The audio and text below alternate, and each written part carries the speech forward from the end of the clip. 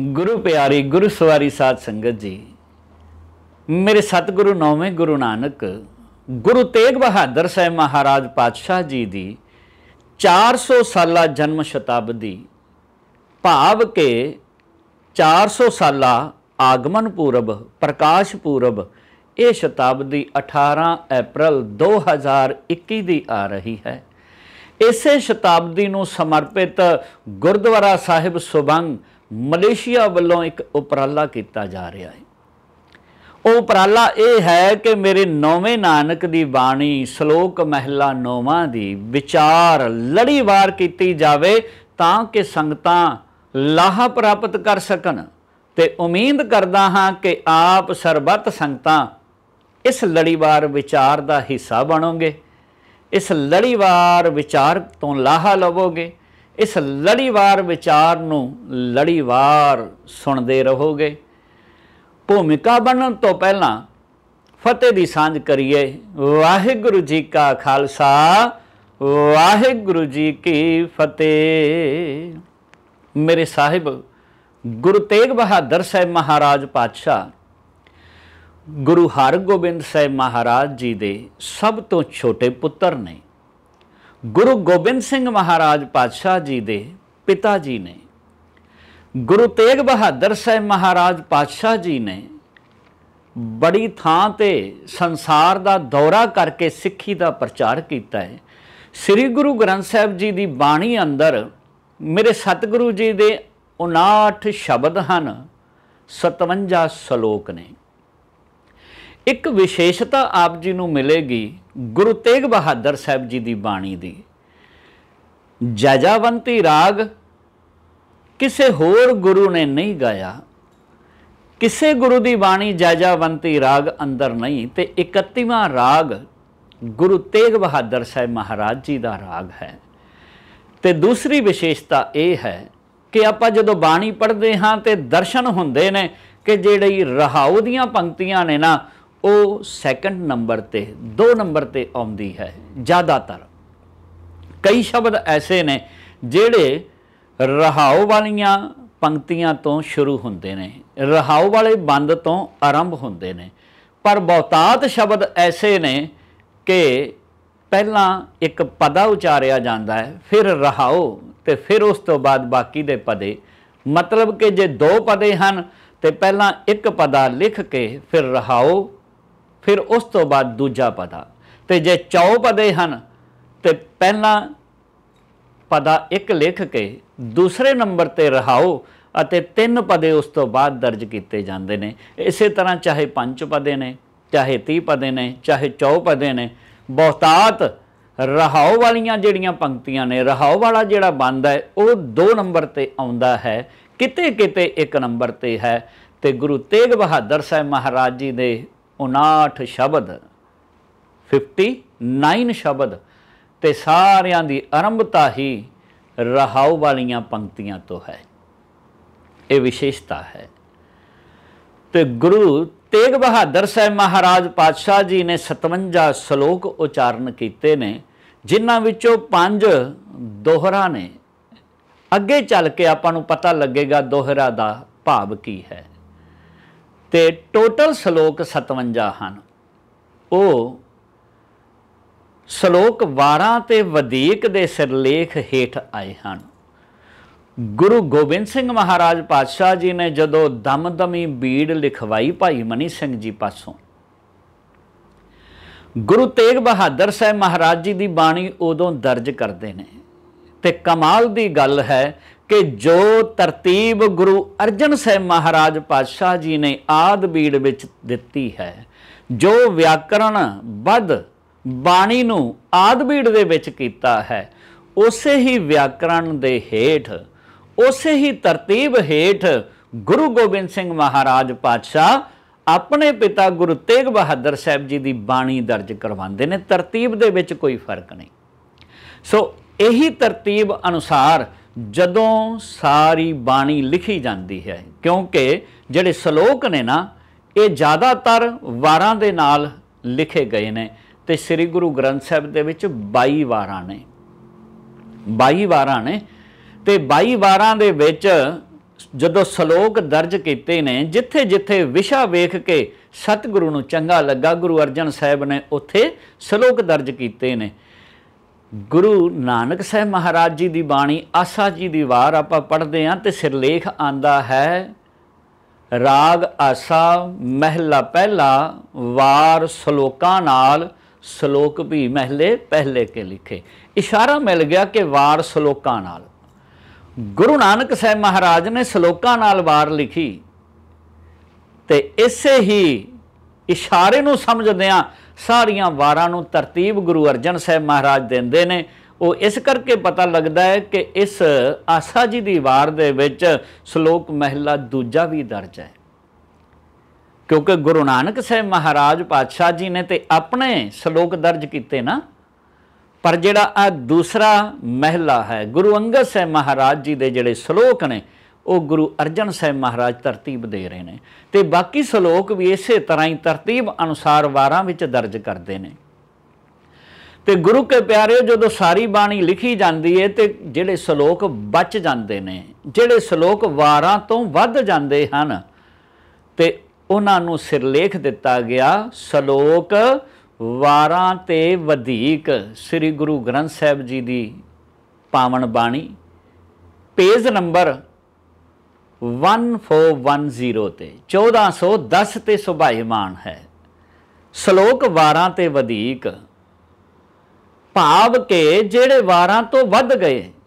ਮਹਿਲਾ ਪਹਿਲਾ, ਸਭ ਤੋਂ ਪਹਿਲਾਂ ਸ਼ਲੋਕ ਗੁਰੂ ਨਾਨਕ ਸਾਹਿਬ ਮਹਾਰਾਜ ਜੀ ਦੇ, ਉਸ ਤੋਂ ਅੱਗੇ ਸ਼ਲੋਕ ਮਹਿਲਾ ਤੀਜਾ, ਤੇ ਉੱਥੇ ਵਿਚਾਰਿਓ ਸ਼ਲੋਕ ਮਹਿਲਾ ਦੂਜਾ ਨਹੀਂ ਹੈ। ਕਿਉਂ ਨਹੀਂ ਹੈ? ਕਿਉਂਕਿ ਗੁਰੂ ਅੰਗਦ ਸਾਹਿਬ ਮਹਾਰਾਜ ਪਾਤਸ਼ਾਹ ਜੀ ਦੇ 63 ਸ਼ਲੋਕ ਉਚਾਰਨ ਕੀਤੇ ਨੇ ਤੇ 63 ਦੇ 63 ਹੀ ਵਾਰਾਂ ਦੇ ਵਿੱਚ ਦਰਜ ਹੋ ਗਏ, ਵਧੇ ਹੀ ਨਹੀਂ। ਤੇ ਜਦੋਂ ਵਧੇ ਨਹੀਂ ਤੇ ਵਧੇਕ ਵਿੱਚ ਕਿਵੇਂ ਆਣਗੇ? ਸੋ ਇਸ ਵਾਸਤੇ ਸ਼ਲੋਕ ਮਹਿਲਾ ਪਹਿਲਾ ਤੋਂ ਬਾਅਦ ਸ਼ਲੋਕ ਮਹਿਲਾ ਤੀਜਾ ਹੈ, ਫਿਰ ਉਸ ਤੋਂ ਬਾਅਦ ਸ਼ਲੋਕ ਮਹਿਲਾ ਚੌਥਾ ਹੈ, ਫਿਰ ਉਸ ਤੋਂ ਬਾਅਦ ਸ਼ਲੋਕ ਮਹਿਲਾ ਪੰਜਵਾਂ ਹੈ। ਤੇ ਇਸੇ ਤਰਤੀਬ ਅਨੁਸਾਰ ਸ਼ਲੋਕ ਮਹਿਲਾ ਪੰਜਵਾਂ ਤੋਂ ਬਾਅਦ ਸ਼ਲੋਕ ਮਹਿਲਾ ਨੌਵਾਂ ਹੈ। ਸਿਰਲੇਖ ਕਿਹੜਾ ਹੋਇਆ? ਵਾਰਾਂ ਤੇ ਵਧੇਕ। ਇਸ ਸਿਰਲੇਖ ਹੇਠ ਸ਼ਲੋਕ ਮਹਿਲਾ ਨੌਵਾਂ ਉਸੇ ਤਰਤੀਬ ਬੱਧ ਮੁੰਦਾਵਣੀ ਮਹਿਲਾ ਪੰਜਵਾਂ ਤੇ ਸ਼ਲੋਕ ਮਹਿਲਾ ਪੰਜਵਾਂ 13 ਕੀਤਾ ਜਾਤੋ ਨਾਈ, 2 ਸ਼ਬਦ ਲਿਖ ਕੇ ਸੰਪੂਰਨਤਾ ਕੀਤੀ ਹੈ। तो गुरु के प्यारिओ, गुरु तेग बहादुर साहब महाराज पातशाह जी दे इन्हां सलोकां नूं जो श्री गुरु ग्रंथ साहब जी दे पेज नंबर 1426 ते सुभायमान ने, 1426 ते सुभायमान ने ना, इन्हां नूं भोग दे सलोक भी कहा जाता है। क्योंकि जदों संपूर्णता हुंदी है, जदों समाप्ति की जाती है, जदों पाठ दे भोग पाए जाते हैं, तो लास्ट वाली अखीर वाली बाणी होने करके बड़ी सहजे सहजे पाठी सिंह पढ़ते हैं, प्यार नाल पढ़ते हैं, तो घर वाले सुनते हैं, तो प्रचलित हो गया भोग दे सलोक। पर इहदा सिरलेख जिहड़ा है सलोक महला 9वां है, ये भोग दे सलोक नहीं हैं। इन्हां नूं कहा जा रहा है पर कहना ठीक नहीं। सलोक महला 9वां जिहदे विच कई लोग ये महसूस करते हैं कि केवल उदासी है, केवल बैरागपन है, तो बाकी शब्दों में भी उदासी ते बैराग दसते हैं। ये साडी ना समझी है गुरु के प्यारिओ, कि असी गुरु तेग बहादुर साहब महाराज जी की बाणी अंदर उदासी वेखते हैं, क्योंकि नज़रिया जिहड़ा है ना गुरमत वाला नहीं लेंदे। असी अपने नज़रिए दे नाल वेखण दा यतन करते हाँ, तो जदों असी अपना नज़रिया वरतते हाँ तो सानू बड़े वड्डे भुलेखे पैंदे ने। ते गुरु के प्यारिओ सच है, कई बार मन नूं ठेस भी लगती है, दुख भी हुंदा है कि अजे तक बाणी दी समझ नहीं आई, भावें सारा जीवन ही बाणी पढ़ते रह गए, 50-50 60-60 साल हो गए बाणी पढ़दे, पर बाणी नूं समझिया कोई नहीं। एक वार दा वाकया है, मेरे रिश्तेदारां दी गल है कि मैं अपने रिश्तेदार, क्लोज रिश्तेदार, नेड़े दे रिश्तेदारां दे घरे कीर्तन करन गया, तो उत्थे मैं शब्द पढ़ना शुरू किया, सतगुर दया करे सुख दाता, हम लावै आपन पाली। शुरुआत हुई, बड़ा आनंद, बड़ा रस बनया, खुशियां दा प्रोग्राम सी, पर जदों पंक्ति आ गई उहदे विच कि सतगुर सेव खर्च हर बंधो मत जानो आज के काली, बस उसे वेले मैनू कह दिता गया बंद, स्टॉप कर दिओ जी, ये शब्द नहीं पढ़ना। तुहानू अपने आप चाहिदा ये खुशियां दा प्रोग्राम है तो तुसी शब्द किहड़ा पढ़ दिता। मेरे मन नू बड़ा धक्का लग्या, मैं सोचदा रहा बुजुर्गी हो गई, बुजुर्ग हो गए ने, उम्र मेरे ख्याल नाल 70 साल तो वध हो गई, बाणी पढ़दियां सारा जीवन बाणी नू समर्पित कर दिता, पर बाणी दी समझ ही ना आई। बड़ा दुख होया कि बाणी नू समझे ही नहीं, अपना नज़रिया वेखदे आ, मेरे नज़रिया अनुसार मतां अज जाना पै जाए संसार तो, मतां कल जाना पै जाए, पर गुरमत दा नज़रिया ना वेखिया कि गुरमत की कह रही है।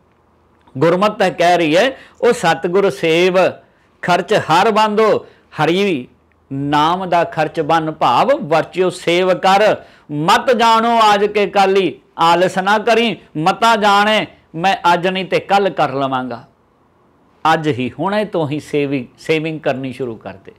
नज़रिया गुरमत दा कुछ होर सी, पर मैं अपने नज़रिए नाल देखदा रहा। अज भी गुरु के प्यारिओ, मैं जदों वो शब्द सामने आंदा है ना, तो एकदम चीस पैंदी है, दुख हुंदा है मन नूं कि उस समय इस शब्द नूं रोक के होर शब्द पढ़वाया गया, पर यह शब्द की संपूर्णता नहीं करन दित्ती गई। हुण ये विचार जे सिख दे अंदर बन गए ने, तो इस तो वड्डा भरम की है, इस तो वड्डा भुलेखा की है। श्री गुरु ग्रंथ साहिब जी की बाणी सानू सारी बाणी ही सेध देंदी है ते मोटिवेट करदी है, मोटिवेशन है बाणी। इस तरह गुरु तेग बहादुर साहब महाराज जी की बाणी है, इनू नैगेटिव पासे ना लैके जाना, इनू उदासी या उपरामता वाल ना लैके जाना, इहदे विचों जाच सिखनी है।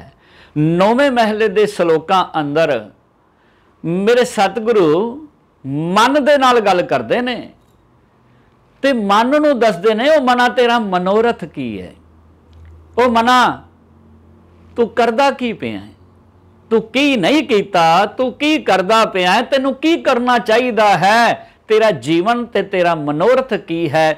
यही ते सतगुरु सलोकां दे विच दसण दा यतन करदे ने। ते गुरु के प्यारिओ, आपां इहदे विचों जीवन दा मनोरथ लभना है। सलोकां तो पहलां गुरु तेग बहादुर साहब महाराज मंगल उचारण करते हैं, तो मैं मंगल ते भी बेनती करदे हां गुरु के प्यारिओ, मंगल दे विच मूल मंत्र लिखिया है मेरे सतगुरु ने।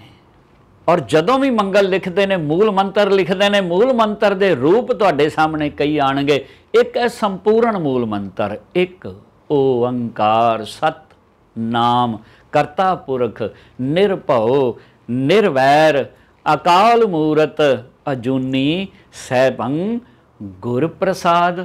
यह है संपूर्ण मूल मंत्र, संपूर्ण मंगल। उस तो बाद संखेप विच इन्हां दे रूप मिलते ने। एक रूप ये मिलता है इहदे तो संखेप, एक ओंकार सत नाम करता पुरख गुर प्रसाद। इस तो अगे फिर संखेप हो जाता है, एक ओंकार सत नाम गुर प्रसाद। ते इस तो भी संखेप ते बड़ी वार आया बाणी दे अंदर, बहुतात वार आया बाणी अंदर, एक ओंकार सत गुर प्रसाद। हुण इत्थे ध्यान रखना, उचारण लग्या आपां की पढ़दे हां सतगुर, ते फिर पढ़दे हां प्रसाद, पाउस देने आ गुर अते प्रसाद दे विच। पर जिहड़े जाणदे ने ना, उन्हां नूं पता है कि गुर अते प्रसाद दे विचकार संबंध की दे आउंदा है, दी आउंदा है, दा आउंदा है, दा दे दी संबंध की कुछ भी आ सकता है। गुर प्रसाद गुरु दी किरपा नाल।